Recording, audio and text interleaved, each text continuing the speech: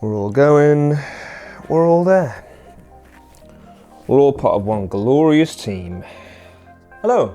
Now again, I should start by saying only a few months ago I had my motorbike stolen. London might as well be bike theft capital of the world. It's a sad fact, but it is a fact nonetheless. There was a report saying that 15,000 bikes were stolen last year alone. Does that mean that you shouldn't ride a bike in London, or that I'm telling you not to? Absolutely not. I'm not here to patronise you. I'm not here to say that you're not locking your bike. I'm sure all of you are in some capacity. It's always worth reviewing what kind of safety protocol you put on your bike and just seeing whether it is safe enough, seeing if you can make improvement. But without any further ado, without any more gilding of the lily, I will give you my top 5 and a few extras ways of keeping your bike safe.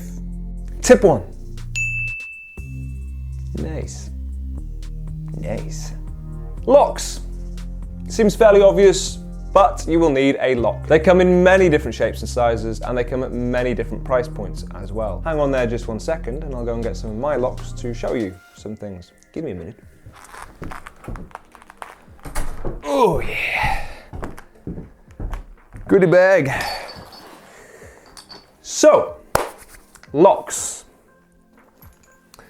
One of the more obvious, one of the more portable, disc locks. This is a fairly basic one. You'll find lots and lots of these. This is quite hard, but if they are able to break it and they will just lever it, then it will shatter. But it's not a bad first port of call because it at least means they can't roll it away. You'll also find things like this. This would be a Gear Gremlin Delta. You can find these for about 20 to 30 pounds. They also come with a little bungee, which most disc locks will do. So you can put it on the brake and not forget it and roll away and then drop your bike.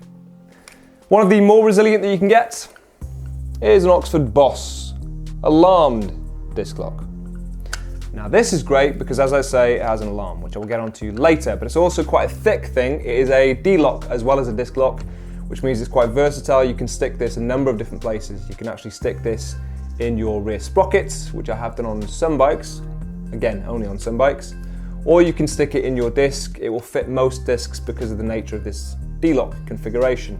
It's also quite thick, and it also means, most importantly, they have to cut both sides rather than just one to get through this. Now they will either decide to cut through the disc lock, or on some occasions, as I say, they might even just cut straight through your disc. So be aware that this is a good start, but it won't stop them indefinitely. Number 2. Yeah, that makes me happy. Number 2 is you're going to want to get yourself a chain.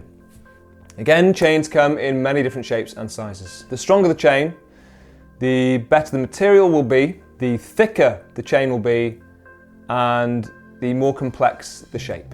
One of the best chains out there, if you're looking to buy one, is an Almax chain. Again, if you don't believe me, check out their website. They've got comparisons between that and some of the more common things like Oxford chains, which I'm sure you will have come across. The good thing about the Almax chain is that it is really thick, and it's made of a slightly softer metal, which means that if they use, and it's much less common now, but bolt cloppers to cut through your chain, and when they apply enough pressure on those bolt cloppers, actually again, the poorer chains will shatter. The Almax, instead, because it has a little bit of flexibility in the metal, will just mince the bolt clopper. And you can buy them for anything between 150 to 250 pounds. One of the other great things about the Almax chain, yeah, oh, feel the weight of that.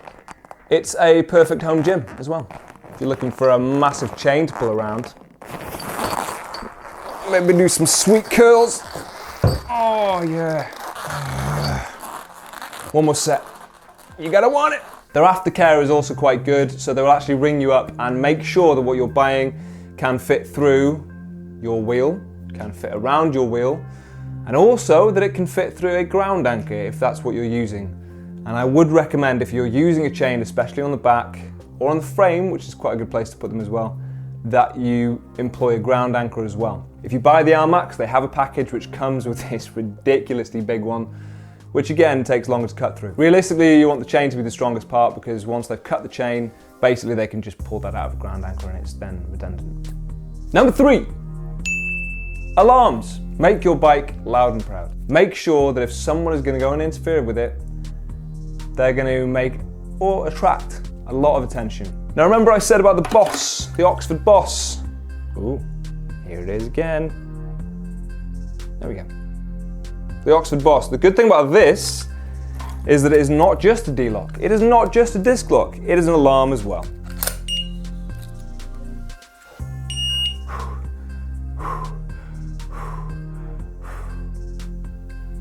Feels like that scene in Terminator 2. When he's holding the grenade. Till he bleeds out. Oh God, oh God, oh God. Oh, diffused. As I say, it goes off for 10 seconds, so even if it does get knocked in the night, or it's too windy, or a sort of cat comes past and pushes it, because cats can be dicks from time to time, this at least is only going to go off for 10 seconds, so whilst it might frustrate some of your neighbours, it's not going to frustrate them for the whole night. Now, if that's not enough, and I would argue that it isn't, maybe you want to get yourself a proper immobilizer / alarm. One of the better ones that I've seen online and has good reviews is the Scorpio SR i900. If you don't believe me, then check out one of the links in the description. The original sort of price is around the $200 mark. So again, I think I found it for about £200 as well.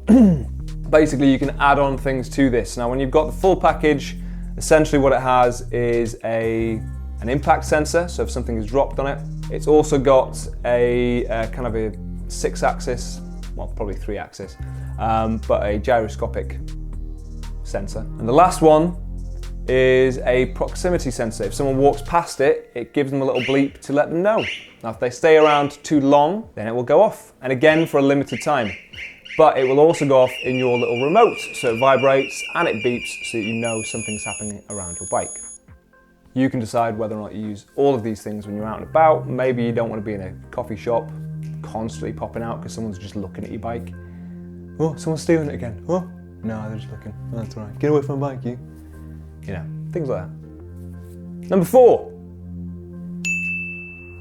It's getting a little played out. Cover. Get a cover for your bike. Make sure no one can see it. Now then, I've got a real treat for you here. I actually have an invisibility cloak for mine. Hold on. Wait. Other direction. I know what you're thinking. I can see that cover. I understand. We're in a house. All right. This is urban camo. It only works on the street, but if you walk past, you'll be able to see it. It's camouflaged. Completely invisible. Oh, he's back again. Obviously, the camo was just because that was a cheaper option. Actually, no, I was given this one, and it just so happened to be camouflaged. But yeah, that's the crux of this is if it's visible, then they want to steal something. If they don't know it's there and they can't see it, then they won't know they want to steal it. And since there are no invisibility cloaks, sadly, you're gonna have to get quite ingenious about what you do. If you only have street parking, I really feel for you. I have very similar. If you have got something that's off street or off road, or if you've got something that's behind a massive security fence, security gate, then you'll be in a stronger position. Now, there is a small caveat to this visibility and making sure that someone can't see your bike. If you're in public, make sure there are as many people around as possible. Make sure that bike is as visible as it possibly can be, because again, I know this doesn't necessarily always stop them in London because they will do it in broad daylight, but the more people are around, the more likely one or two of them are to get involved, to kind of push it over so they can't get away on it, or to call the police and obviously get there in time. If you're out in the streets, make sure it's visible. If you're at home, make sure it's not. Number 5. Multiplication. That's right, people. Thieves can't do advanced maths. Next time someone's trying to steal your bike, just give them a really difficult sum and watch them go into a catatonic state. Oh, I'm gonna steal your bike, get off it. Oh my good God, what's 634,000 divided by 5? It's like when you put a rabbit on its back. Fuck, where did it go? Oh shit, the bike's disappeared. What I mean by multiplication is stick on as many things as you possibly can. Make sure you don't just stop at a disc lock. A disc lock will not stop them, but it will slow them down. Get a chain on there, get more than one chain on there, because again, a chain won't stop them, but it will slow them down. And the thicker one that you can get, or the thickest one you can get, will slow them down even further. Make sure that it's not just around the wheels. If you just lock the front wheel, they can lift up that front wheel and roll it away on the rear. Make sure that it is anchored to the ground. If in the unlikely circumstance they turn up in a van, they can't just pick up the bike. Make sure that it's covered, make sure they don't know what you've got on it. Make sure you've got the alarm, make sure you've got all of these things. In addition to that, there are some honorable mentions. Things like a security camera. You can get some security cameras that will actually give you live updates as you're away from the house. Spot trace. Spot trace is quite a good tracker. As I say, it's one unit and you can conceal that puppy anywhere. The spot trace unit you can get for about £100. The downside to a tracker is that you have to pay a subscription, again about £100 for the year. Smart water, it's not a bad option. The downside to that is that police have to sort of just stumble across it and then they can track parts. So it's only really once the bike has been dismantled and maybe is being sold. So it's not a bad method. I'm not sure I'd put much effort into smart water myself. Something else you might want to consider, get a shit bike. No? Fair enough. You might want the nicest bike out there, understandable, but just be aware that you're gonna need to spend a lot of money on security for it. If you just want a set of wheels to get around, you know, get something that doesn't look like it's worth that much. Get something that you really love and enjoy, but maybe is not a powerhouse for performance, because ideally then that means they're gonna overlook it, possibly. But don't think just because you've got something that's got less value that you can get away with putting no locks on it. Trust me, if you don't have a lock on a bike, doesn't matter what it is, if it's a set of two wheels, they will steal it. Lastly, and just one more point that I want to touch upon, is a question that I've kind of got, which is to put a steering lock on or not to put a steering lock on. Understandably, if you don't put the steering lock on, the insurance won't be happy about it. So it's a risk you run.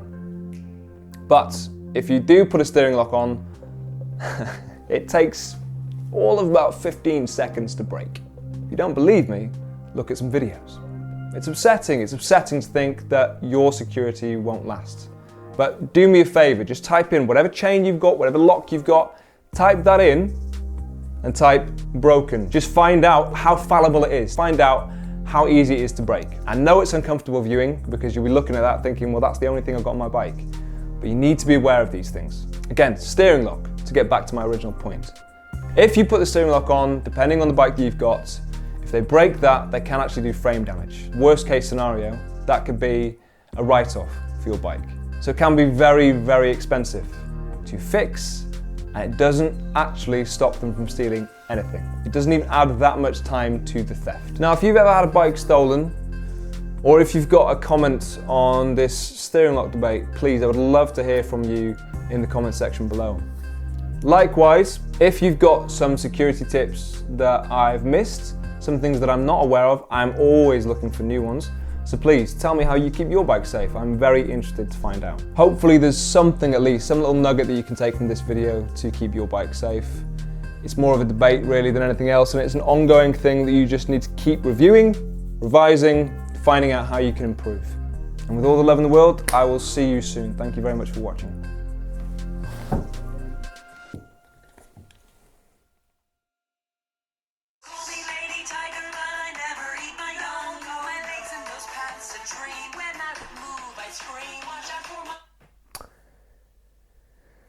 Yeah, that's my ringtone right there.